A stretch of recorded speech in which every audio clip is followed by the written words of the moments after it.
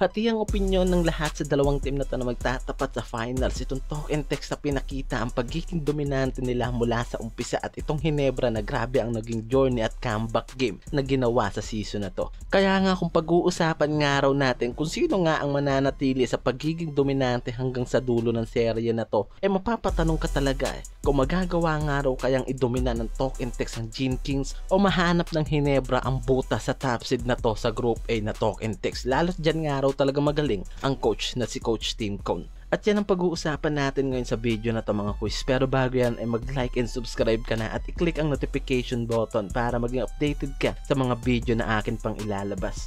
Sobrang komplikado nga raw kung iisipin natin yung magiging serye ng dalawang team na to sa finals. Itong Gene Kings na una pa lang alam natin na very consistent na ang pagiging dominante sa Group B and na-maintain nga raw nila yung magandang run pagdating sa depensa. At opensa, lalo na dito kay Justin Noype. Ang malaking katanungan na nga lang raw ngayon kung magagawa nga raw ng mga ito na ma-maintain pa rin ang magandang takbo nila ngayong finals at mabawasan ng pressure ng mga ito pagdating sa mga players. Lalo ngayon ng malaking revamp ang nangyari sa roster ng mga to mula sa injured player nila tulad nila Malonzo at Jeremy Gray, tapos ngayon itong si JDB na na-injury rin after ng ilang game nito sa semis.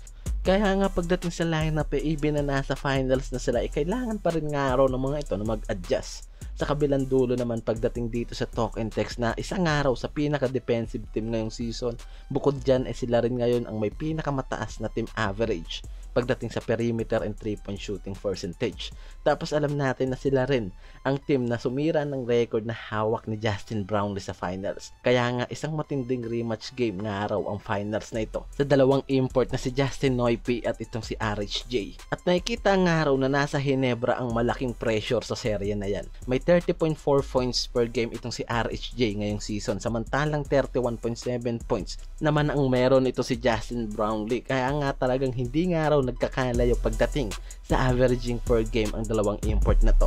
May 100.1 offensive ratings ngayon ang Hinebra na mas nai-improve pa nila dahil sa transition and scoring na ginagawa dito. Samantalang si Coach Tim Cone naman nga raw ang dahilan kung bakit nga mas gumaganda pa ang offensive ratings na yan ng Gene King sa pagpasok ng finals. Samantalang 93.7 naman ang offensive ratings na nagawa ng Tropang Giga sa elimination round na bumagsak sa 81% pagpasok ng semifinals, na isa nga raw sa pinoproblema ngayon ni Coach Chat Reyes na kailangan nga raw nila ngayon na mas i-improve pa ang kanilang offensive plays pagdating ng finals. Lalo't makakatapat nila dito ang Hinebra San Miguel. Pagdating sa depensa, mapapatanong ka kung gaano kakilala ang Talk and Text na isang araw sa malaking advantage ng team na to para sa Hinebra sa finals, na mas naging efficient nga raw dahil sa magandang roster na nakapaloob dito sa Tropang Giga. At ngayong season nga yan ang naging malaking advantage ng team na to dahil sa pagiging elite defensive ng mga ito, at talagang nakita natin kung paano pinahihirapan ng Talk and Text ang mga opponent team nila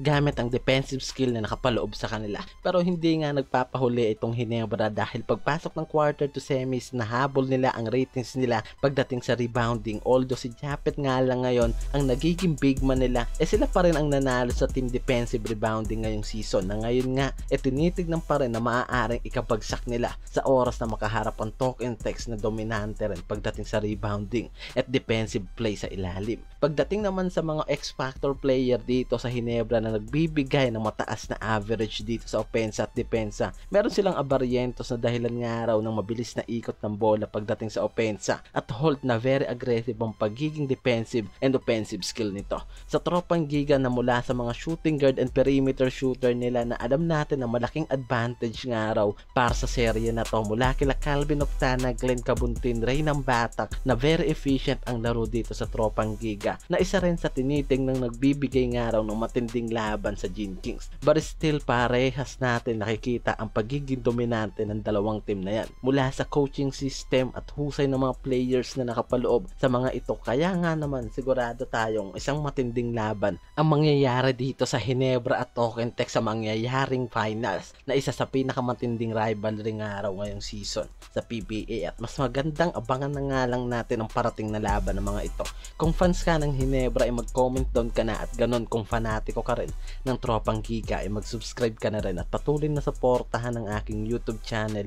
Maraming salamat sa inyo mga quiz. Peace out.